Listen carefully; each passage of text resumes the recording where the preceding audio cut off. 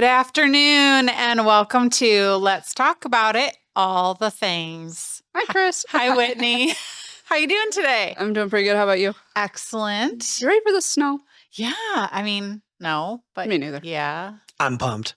You're pumped? I'm going He sledding. wants it. I'm Okay, going well, our sledding. guest today, Anthony, is going sledding apparently, so he's pumped. I'm going to say I'm a little jealous about that. I just don't like to drive in it. That's my only thing. Oh, yeah. Like, I don't want to drive. But I guess, I don't really have any place to go, so I'll just hole up. Chill at home, relax, Yeah, have some hot chocolate. something like that. So Whitney and I are super, super excited today. We have Anthony Grupido with us as our guest. He does the Magic of Hope show. Yes. I am hoping all of you have seen it. If you haven't, you definitely should. He's amazing. And so we brought him on today to just talk a little bit about his struggle, his journey, and why magic, and how all of this came about into this amazing Magic of Hope show. Yep. So welcome, Anthony. Welcome. Hello. Thank you for coming in. How's it going? I'm excited. Awesome. Yay. So why don't you just start by telling us a little bit. I know as part of your show, you kind of talk about some of your struggle and your journey. And could you just maybe start there and kind of lead us into how the whole magic thing happened? Yeah. So, for those of, for viewers who might not be, may not know me or what I do, I present to audiences all over the world, basically, about suicide prevention, resilience, coping skills, and that all files under like mental health and wellness. So about a decade ago, I started creating a presentation, The Magic of Hope. And I wanted to create the presentation because when I was in high school, I lost over 13 people that I knew to suicide. These would be classmates, these would be family members. So everything from like people my age to adults. And I was always interested in learning more about the ways that I could help people. But pretty much what would happen is the school would hand our star teachers who are homeroom teachers. So this could be your accountant teacher, or, people with no mental health education, training, or knowledge. And they'd be like, you got to start, teaching this stuff for, 15 minutes a day. And it's like, what? And then they would bring presenters to our school. And this was a huge thing. We got lectured about how we had to be quiet and all this and pay attention. And then they would just pull down a PowerPoint. It would be like 1 out of 4 people struggle with mental health. And I was like, okay. And they're like, the second leading cause of death for your age group is suicide. I'm like, okay. And by the end of the presentation, I hadn't learned a single thing that I could use to help myself or somebody else. I basically, I could have went down the first page of Google and. So you're a walking statistic, Right. basically. Like you you knew know all the the statistics. stats. You could just, Just not. Yeah, there's resource. nothing that we can use with data or statistics to help another person. You know what I mean? And so at a very young age, I said, well, what are some practical tools and advice that we can actually use? Because I think that's the conversation that needs to be had. And that's when I started forming the Magic of Hope. And it's changed a lot over the years. But basically, I created a presentation that fits directly into a class period. And it's what every school counselor, social worker, teacher, principal, and student actually wanted to learn and hear. And that came through a literal, now over a decade of, presentation experience and presentation feedback from, mental health professionals that are, doctorates, all the way to people who are social workers at schools who, I wish you could add this into the presentation. And I take constructive criticism really, really well. So I spent a lot of time. There's probably been 100 different versions until it's became what it is today, Yeah. That's awesome. So I kind of dug around on your website. Oh, boy. Oh, yeah. I did it.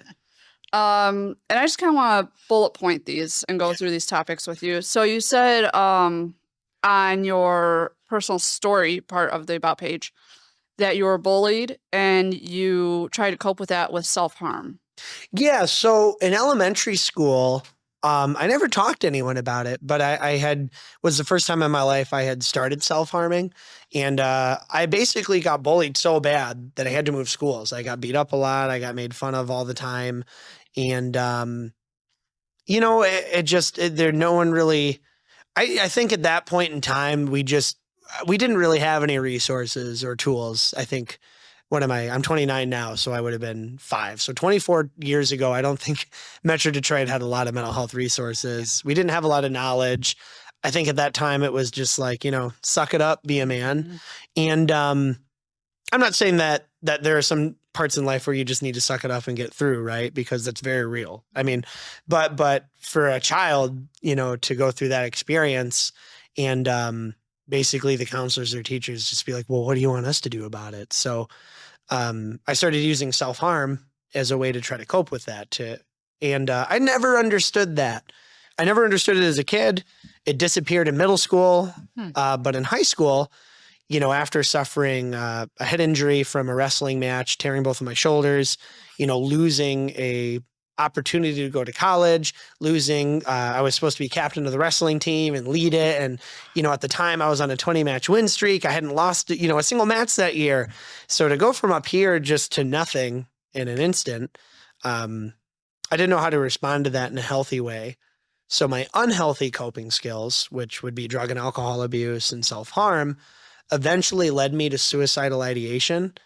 And when you're only using unhealthy coping skills, to try to manage symptoms from stress or anxiety or depression, well, in my opinion, that you're a lot more likely to die by suicide when you're not coping in healthy ways, because it further isolates you, if that makes sense. Yeah, most definitely.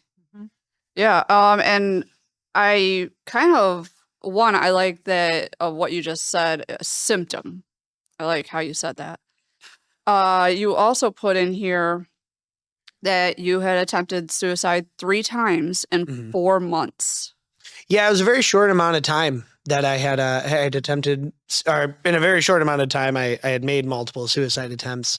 And it wasn't until somebody actually went and got help for me, you know what I mean, that anything changed. And I'm very grateful that they did. I don't speak to them anymore, no connection or anything like that. Not that it was bad, but it, that goes to show the level of impact that you can make on somebody that you don't even know. Right.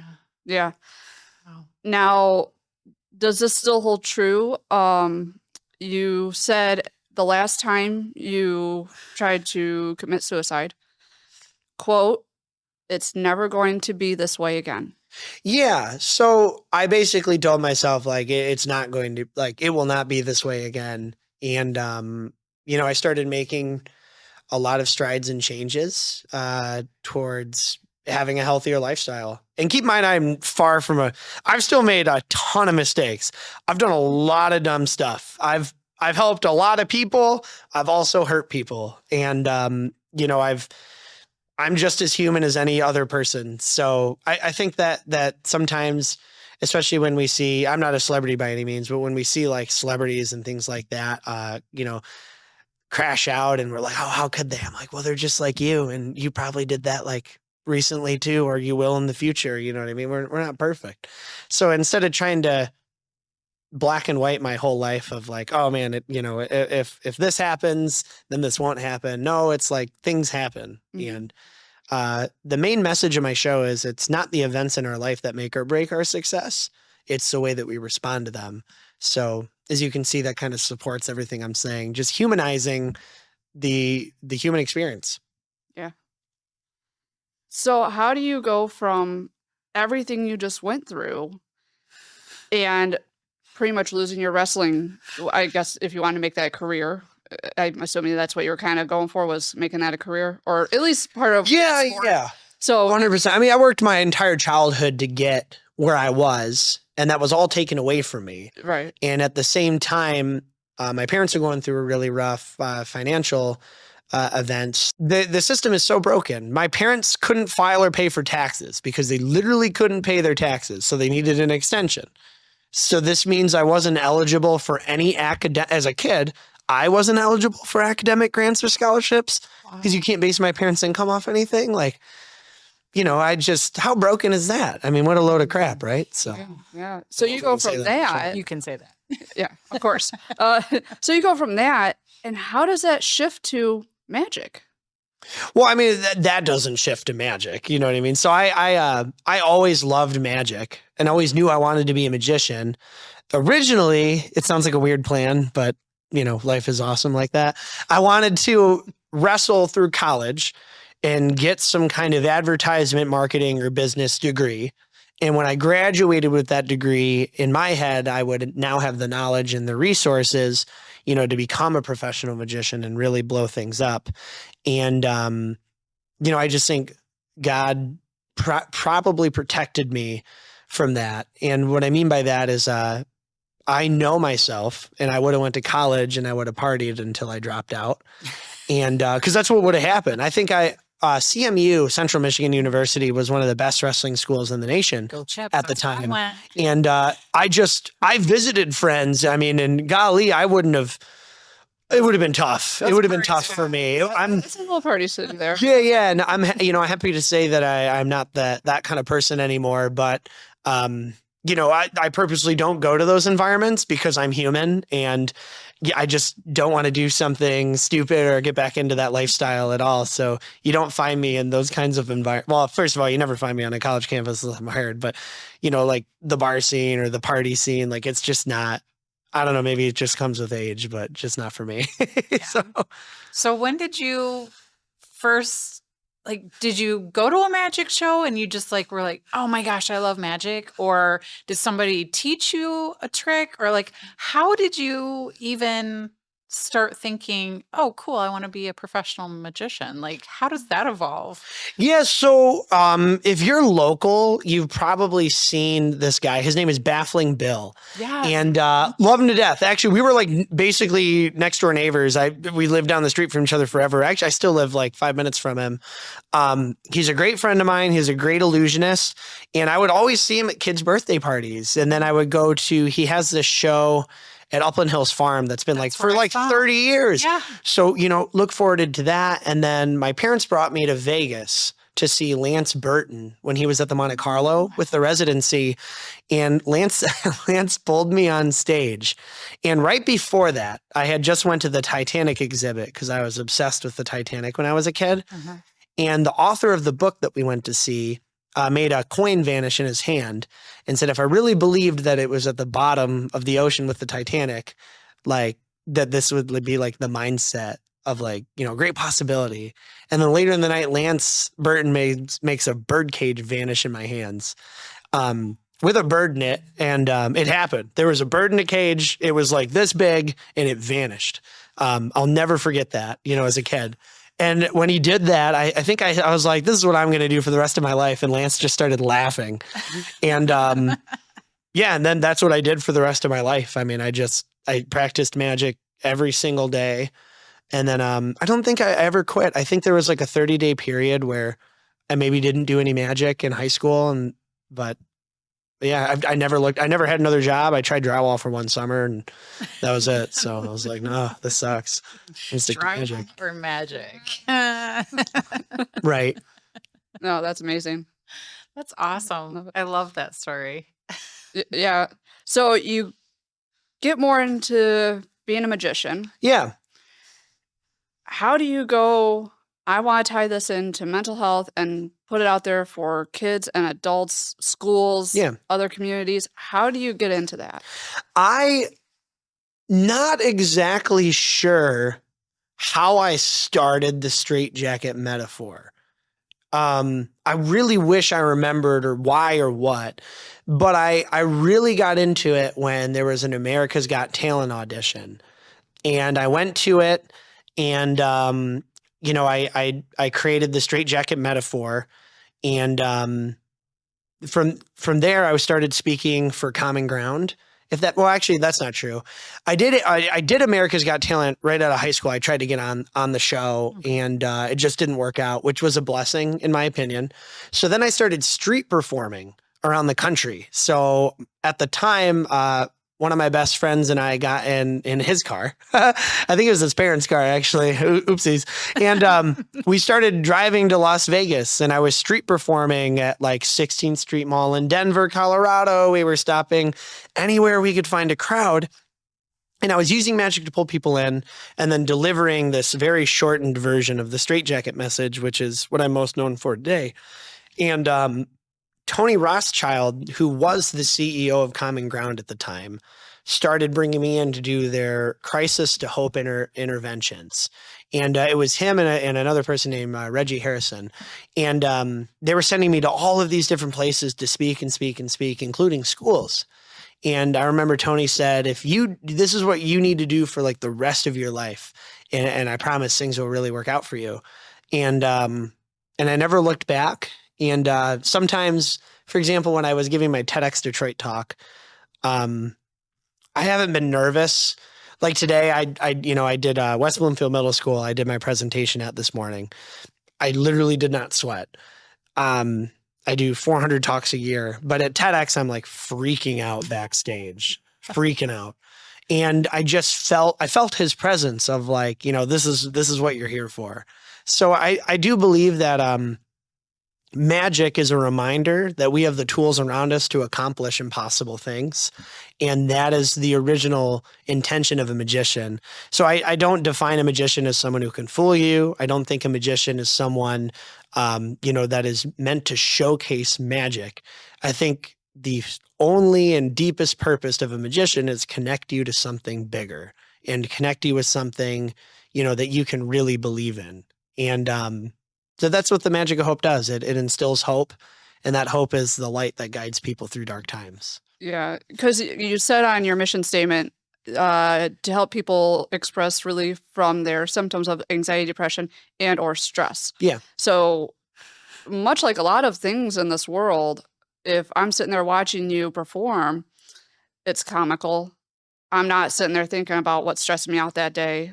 So that's the whole purpose of that, right? Oh, yeah. Yeah. So it's great. It's for everybody, too, because I recognize that not everyone likes magic. So my presentation has music, storytelling, comedy, and it has the 4 acts of magic, which is a piece of sleight of hand, an illusion, a mentalism piece, and then I end with an escape at the very end, which is the straitjacket message. And so you get to see all 4 acts of magic. You get to see music. There's tons of comedy in an appropriate way. And the storytelling is very deep, but my terminology is so that people can actually obtain it. So like this is accessible for a middle schooler and a high schooler. It's also accessible for an adult, but a general audience, as a keynote speaker, you got to realize a general audience may not have the reading level of like a group of doctors that I would also. So like when I did my presentation for the National Association for Children of Addiction, Patrick Kennedy was one of the, the keynote speakers that day, like, huge, Kennedy family, like huge, right? So, that is a very advanced crowd in mental health care. And then, then I'll speak to a bunch of adults who are there to like, how do I help my kids? So I'm able to switch things up a lot depending on the crowd. That's amazing. Yeah. That's super cool. So your straitjacket metaphor, Mhm. Can you give us a little tidbit about that? Or is that like a secret? You have to see your show. It's not like a secret that I have to see the show, but the metaphor is, you're used to, and I've done it. I've been hung upside down, 40 feet in the air, escaping straitjackets. I've, for Cherry Festival back in the day, which I love their main stage now, and I'm happy that they don't put me on this side of the street anymore. But I used to gather crowds of hundreds of people and let the 2 biggest dudes on the side of the street tie me in a real straitjacket and actually like 40 feet of chain, like it was brutal. There were days where my arms were just bloody because of the chain and, and stuff like that. So the straitjacket message is not that. And that's the cool thing, is that you're ready for this big escape, but then I show you step by step how I get out, and it's all lessons that we would learn in cognitive behavioral therapy. And so taking a deep breath, you see 40 feet of chain that 2 huge dudes just padlocked me in, and it just melts off of me. And it's hard to explain. You kind of got to see it. Yeah. You know what I mean? Like, I don't. For me, I have seen it. Yeah. Same too. Very, very cool. It was really cool. Yeah. Yeah. I don't know. That's the thing, is I'm not very, like, I know you're supposed to like self-promote, but I just think it's one of those experiences like that people are meant to be, when they're there, I think they're meant to be there. I think that nobody walks into that presentation on accident, if that makes sense. So Yeah.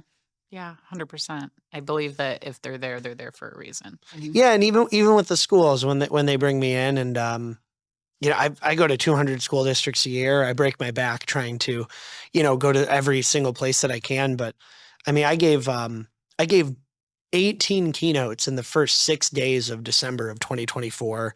Wow. I did 9 states, 54 shows. Last February of 2024, I've put my mental health sometimes on the back burner, which I've got to learn not to do. But Yeah.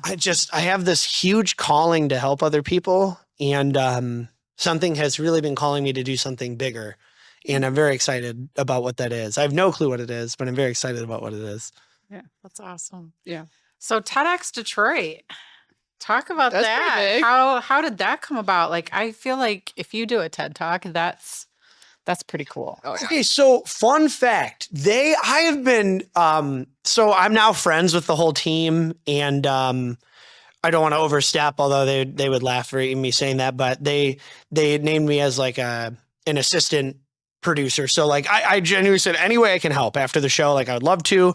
So now I get to help bring some magicians in. I help the day any way that they need help, like even emailing schools and things like that, like to come, see these experiences. So I got to be part of the team eventually, but the original TEDx Detroit thing that I did, I had been sending them submissions for years, and they get so many. I mean, that must be so burnout to watch it.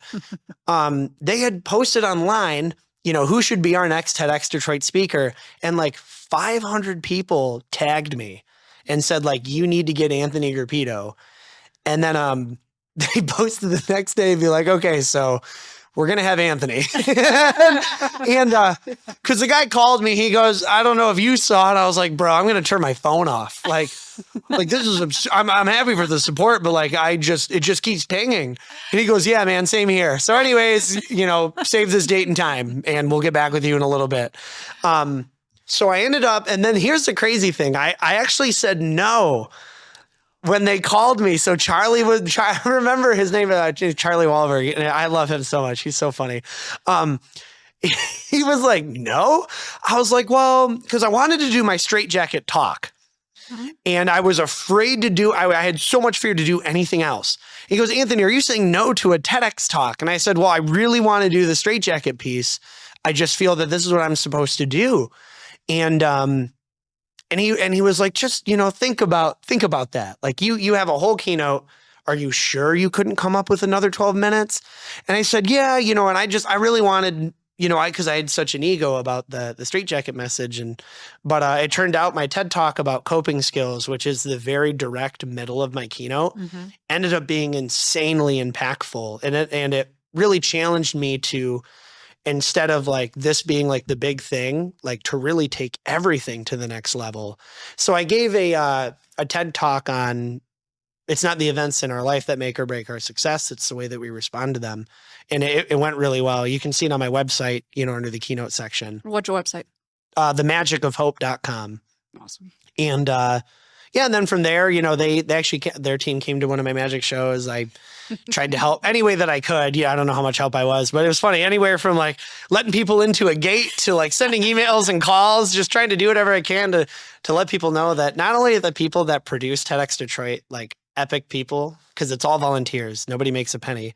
Really? And it is not like they spend like a couple hours here and there. It's like they work like a full-time job, and then they do like another full-time job to like produce this. So yeah, no, TEDx Detroit, epic, super epic. Yeah, I just think that's really cool. I love listening to TED Talks. Yeah. So Yeah, any chance that TEDx Detroit is in town, you have to be there. yeah, Like just for the people. that's amazing. Very cool. Wow. Love it. So if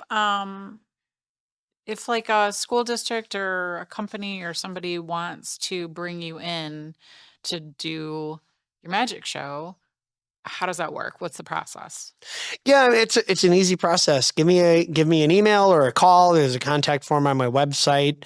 From there, we discuss like how to get, where are you? Because I get calls from all over the country, right? So, establishing date and times, but just a simple email or call is the best way to get started. And for those worried about content appropriateness, I have an elementary program that I do. I have a that's vastly different than what we've spoken about today, but I've spoken at over 1,000 high school and middle schools in my lifetime, and I would just encourage people to recognize that although you can bring me in after a suicide has happened, because this is a perfect post-vention presentation, I think it's important to recognize that we should be preventing, not post-venting. And there's just a huge difference of the whole culture. Yes.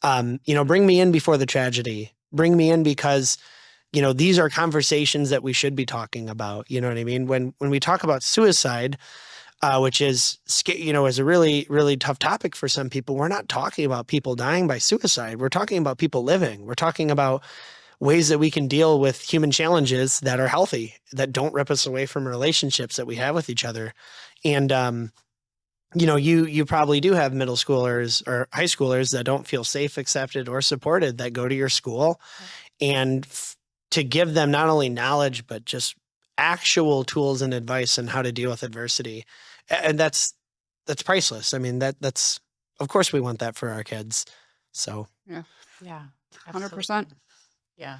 And for those who don't believe in these kinds of presentations, if you book me and you aren't changed, I will give you your money back, guaranteed. Because I've had a couple principals, tell me we'd never do this at our school or district. This is not something we talk about. And I was like, first of all, it scares me that you are, it scares me that you are in front of all these kids. But, if you're that afraid, just tell the community it was my fault. I don't know. You know what I mean? Like, yeah. So, yeah.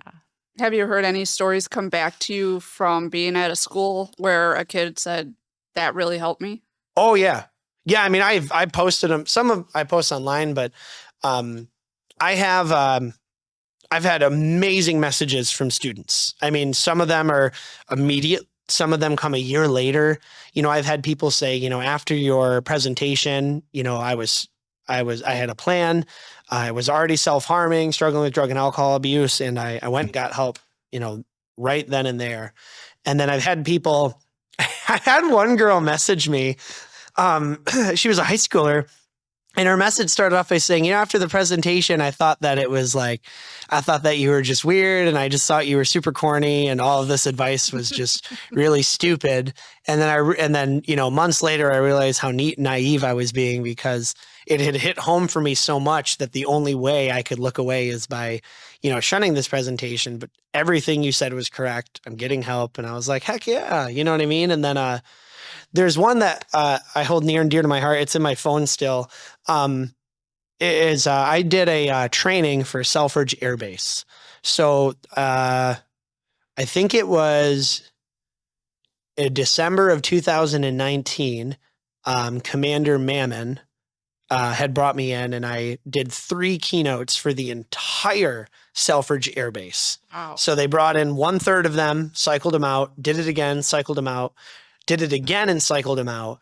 And it was it was a very emotional day too, because I was speaking for the first time to people who, and this is real. I mean, he said, this is not a high school or middle school. You're going to talk to people who killed innocent women and children yesterday. And this is just part of our job. And that happens. So this is something that we can't ignore.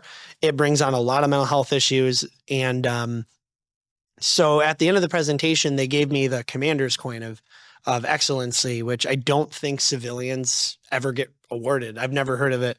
And so that was very affirming, but one of their sergeants had sent me a message about how after the presentation, their entire outlook. So for example, some of the fighter pilots that were not allowed to be on Adderall, that were getting drug tested, ADHD is a real thing. Mm-hmm.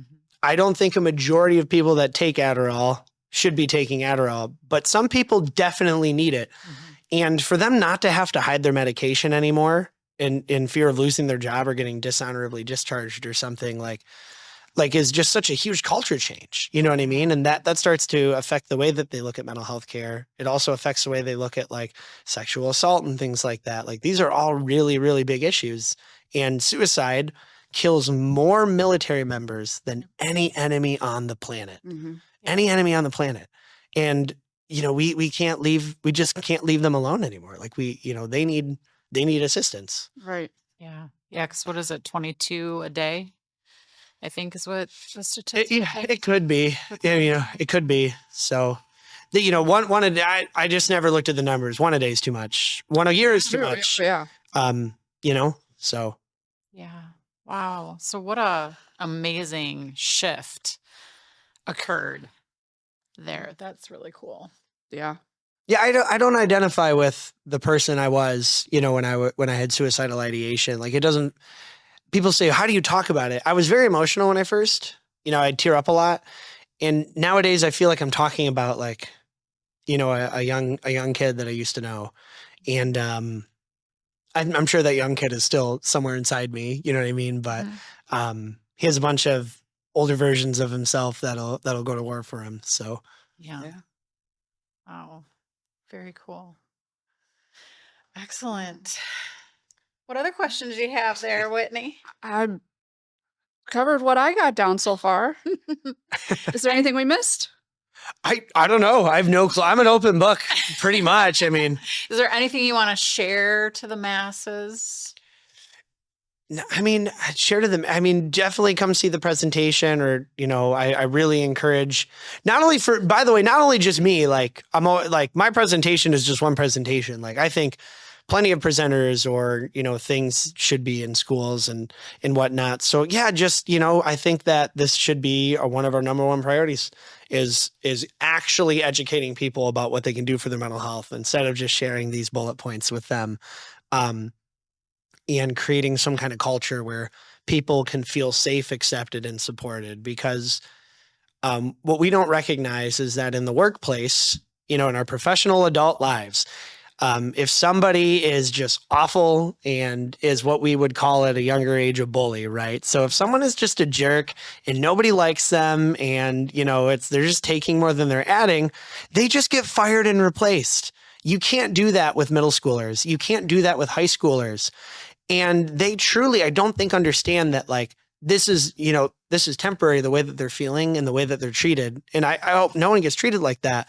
But I tell kids in my talk, I've worked with amazing organizations like Matt Ishbia owns UWM. He's had me for investment dinners. I've done company parties for, Magna, Borg Warner, Dow, like even Hungry Howie's I found out was a local Michigan business, right? Like, if you can't figure out how to work with people who identify in different ways, think differently than you, believe in whatever they wish to believe in, or just wish to live their life in a different way, like, you're just fired and replaced. You know what I mean? We have to find a way to really communicate to kids like that behavior is just not acceptable. You know what I mean? And and I think that there's a lot of resiliency talks that go into that too, where, if that makes sense. Yeah. Yep. Absolutely. Well, thank you so much for being with us today and sharing all of this with us and our audience. We really appreciate you taking the time to be here. And yeah. And again, your website is themagicofhope.com.